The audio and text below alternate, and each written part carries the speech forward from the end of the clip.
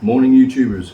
Well, today's video is just from the day after our trip to Trios Lake Resort, the last video. We went back out to our land to have a look around, see where we could cut an access road, see where our well has to be dug, and try and sort out what portion of the land will need to be levelled to start building a house out there. We're going to be building completely off-grid, solar power, well water, homegrown fruits and vegetables. That's the plan for the future. So stick with us on the journey, and we'll be vlogging as much of that as we can. But and the guys have cleared our land. I think 2 or 3 videos back, we looked at getting someone out there to clear a lot of the undergrowth. We've got 50 coconut trees there that were being engulfed because they're only 2 feet high. So we had to get some of the land cleared, but the boys did it by hand. They spent a couple of days with machetes and cleared it all by hand. So we can now see the bricks that we've already had made there to go up as a fence around the boundary for the yard where the house will be. So sit back and here's our little video. I just had to move the truck from up there at the house where it was parked and bring it down here. This is where we usually stop here anyway, because there's some trees here and I park it in the shade, but it was so overcast this morning it didn't matter. But Tess just asked me to move it because the carabaos are afraid, and Mum wants to take the carabaos to the house and they're afraid. What do you got to be afraid of when you got horns like that on your head? I don't know. You're afraid of a truck? Seriously.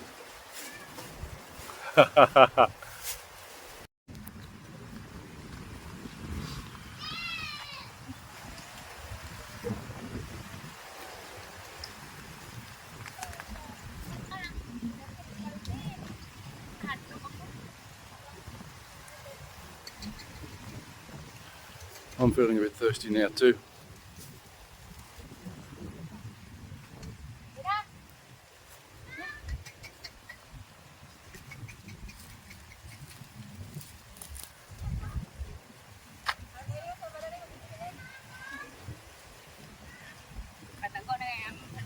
Firewood. She's been out collecting firewood too. It's Tess's auntie from next door. Been out getting some dry deadwood. So very much off the grid here, guys. Wood burning fires. A little solar here, but there's no electricity. Well water, homegrown fruits and vegetables out here. Very simple living, and rice, of course, in all the rice fields here. Rice is life in the Philippines.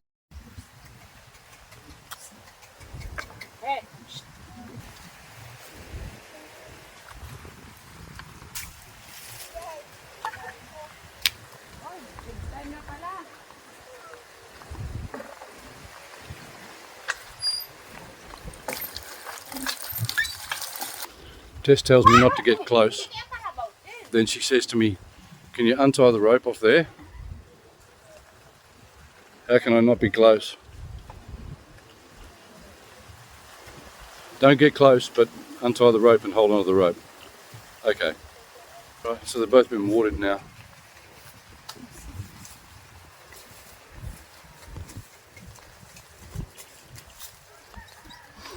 The next time they're ploughing the rice fields, I'm going to get Tess. Tess is quite good at driving the carabao and handling the plough. As I said, her and her 5 sisters have grown up here on the land.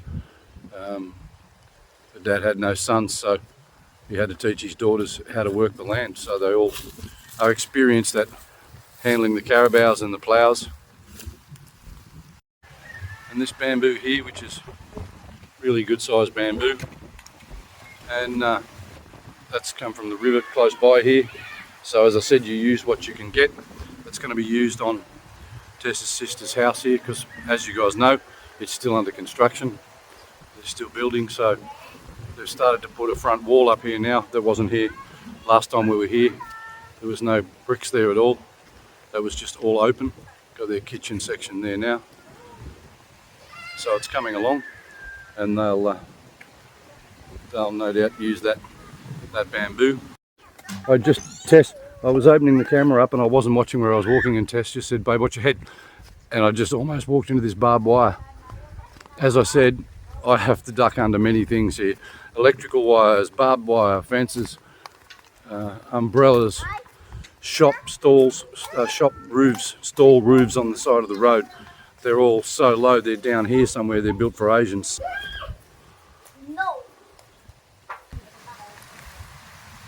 As I've said before, guys, Filipinos are always so fit because they're taught to work from an early age.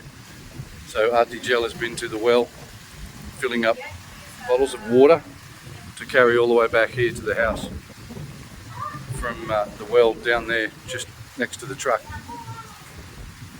So they start working from about 7 or 8 years of age here, and it's necessity. They need to help their family and help their parents out, especially if you're living in the province.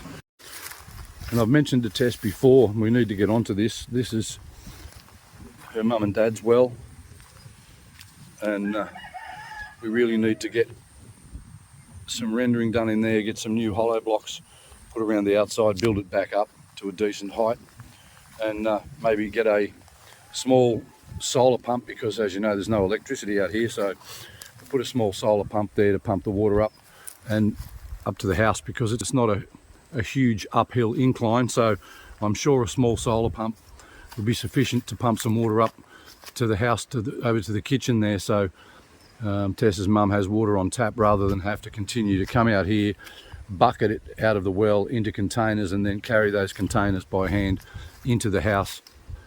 Trying to bring the place into the 21st century, but that was their house before, and as you can see, lots of cane and bamboo and stuff, and if it was windy and raining, then the rain was getting through the walls, of course, inside. So yeah, this has brought them into the 21st century, and now the fence is going up, and as I said, we just need to get the well water pumped in there. We just brought a double gas burner or cooktop. We had to buy a single for the apartment we're in because the double wouldn't fit on the bench where the sink is. So we just brought a double burner out here, and trying to convince Tess's mum to start using gas so she doesn't have to go out and collect firewood, dead wood from the forest off the ground all the time where the snakes are. She's constantly out there, and they collect firewood to use a wood burning fire. So, and this is the jackfruit that I mentioned to you guys in a previous video. Put my hand here so you can see how big the fruit is. Like, there's more on the tree there. Look at the size of that one. You got to try this fruit. It stinks really bad when you cut it open. Do not smell it, because you probably won't want to taste it, but the taste of the fruit is quite nice. Definitely got to try it. As I said, also this can be used before it's ripe. They often cut this up and they'll mix with some onion and some coconut milk and fry it, and use it as a side dish with the rice as a vegetable. And it's great either as ripe as a fruit or pre-ripened cooked. It's really tasty fruit. So if you get a chance, we're going to plant some jackfruit trees over on our land too, but if you get a chance when you're in the Philippines, definitely try the jackfruit. Tess decided she wanted to grab some guava while we're walking over.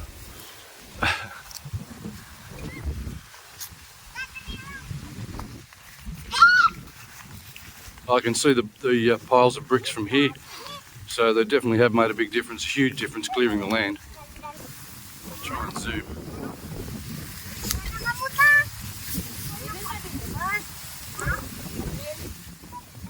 Couldn't see those piles of bricks last time we were here until you got right over there. It was so overgrown. So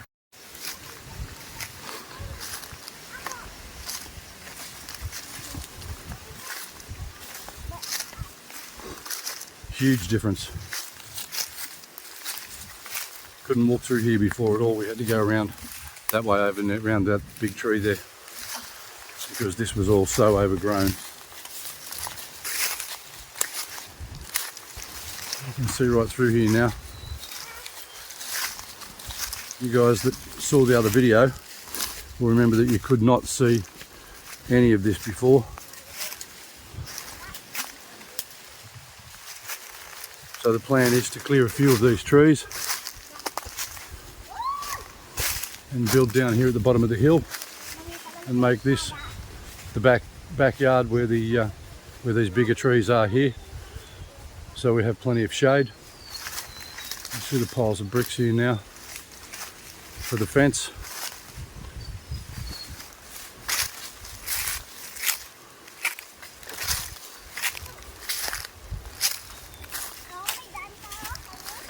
We need to level from about here, babe.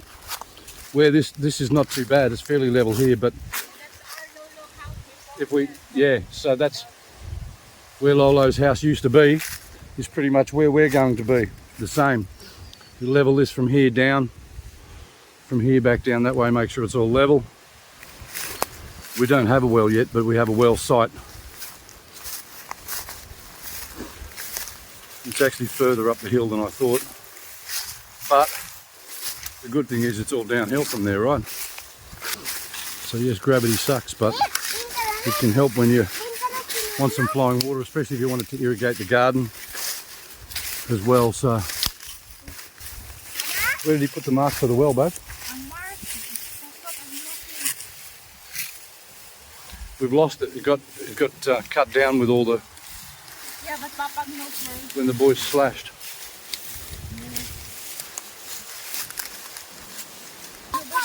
There's the fence line over there, that's the side boundary, and we're still, our land is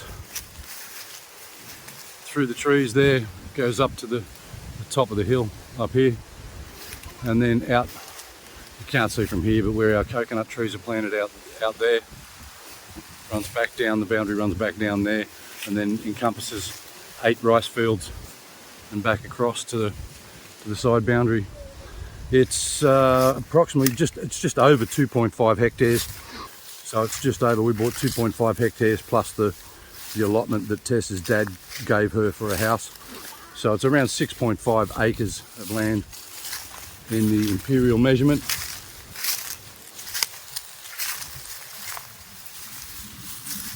We really need to get some wire organised and get a boundary fence down the other side over there, so we can stop the animals, the carabaos and stuff coming in, because they'll just destroy banana trees and coconut trees and stuff. So we need to keep the animals off the land.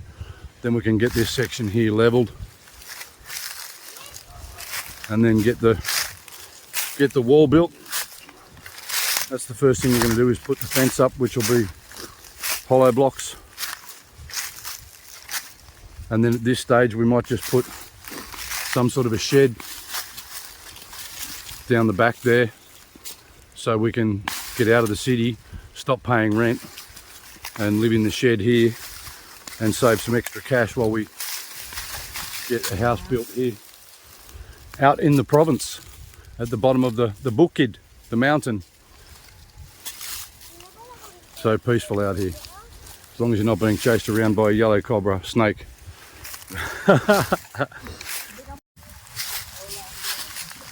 We've only got one coconut tree here at the moment that's full size. It's already got notches cut into it for climbing, and we've planted some new ones.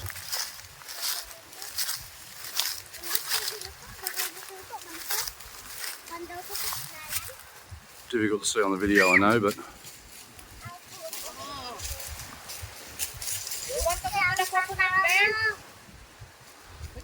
we've planted some new coconut trees out there, so we need to get some bananas planted here too, but as I said, we need to fence it first to stop the animals from getting in here and destroying everything, because there's evidence the animals are getting in here.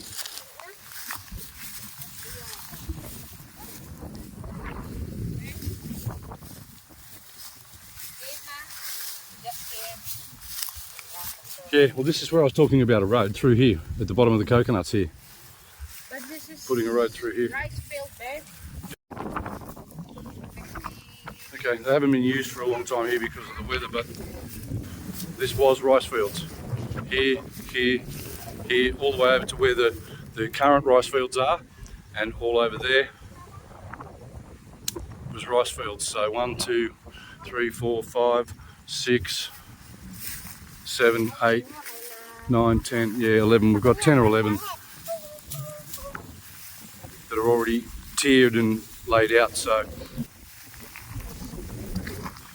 that's our boundary there. Where this trees are sticking up here, that's our other side boundary, up to the top of that hill, and over to the barbed wire fence on the other side of the trees and the small forest there. So that's us, and then down to where you can see the usable rice fields right now. That's the boundary of our land. So we have to bring a road in. The other road that comes through is over there, just this side of that hut there where that's being built. There's a road just on literally this side of it. And the road runs down this way over to Tess's parents. So we've got to bring a road in over to our land so we have access for the trucks and stuff to get materials in, because it really is a remote area out here. As you guys have seen the road coming in, it's 3 kilometres of that, and when it's been raining there's just no access. They won't bring truckloads of materials in at all when it's been raining. So the wet season is not the time to be building over here. Summertime is drier, but it gets extremely hot.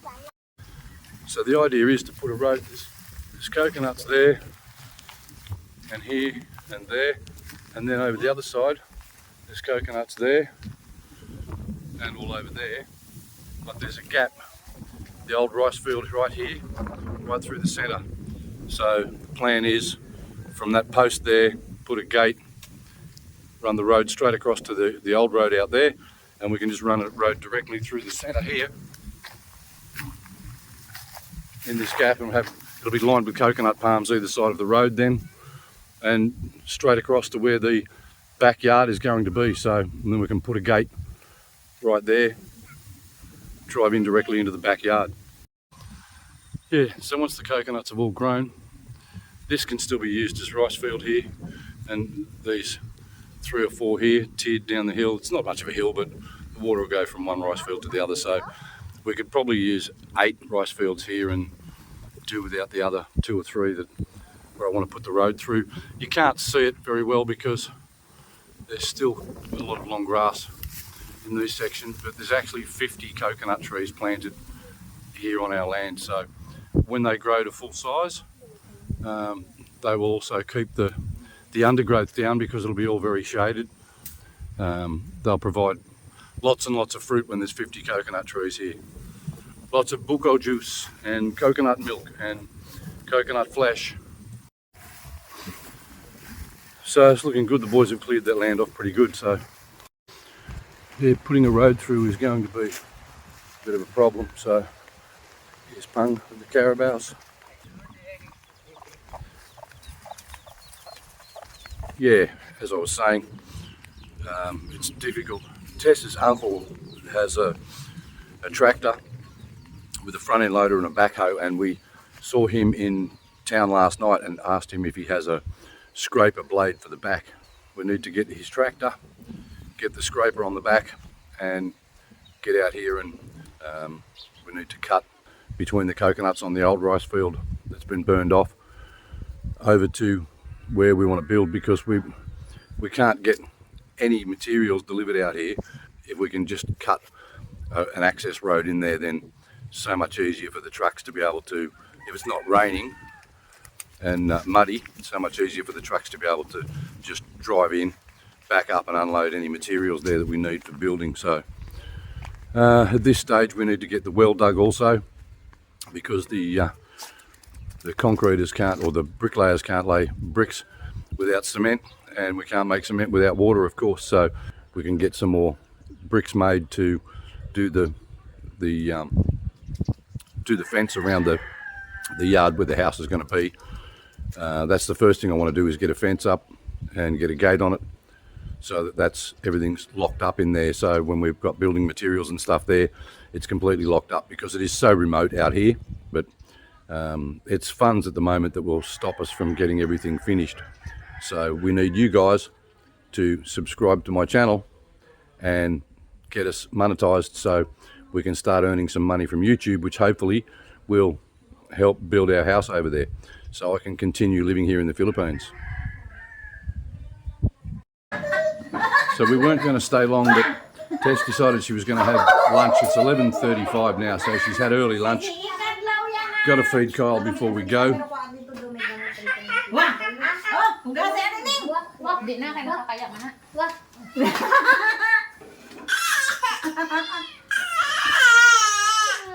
Uy! Ano?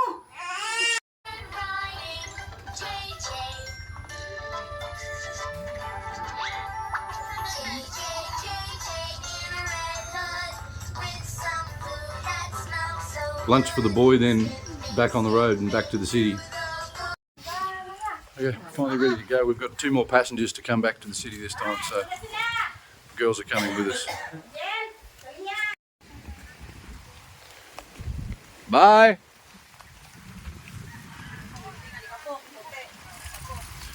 Get our passengers in the back.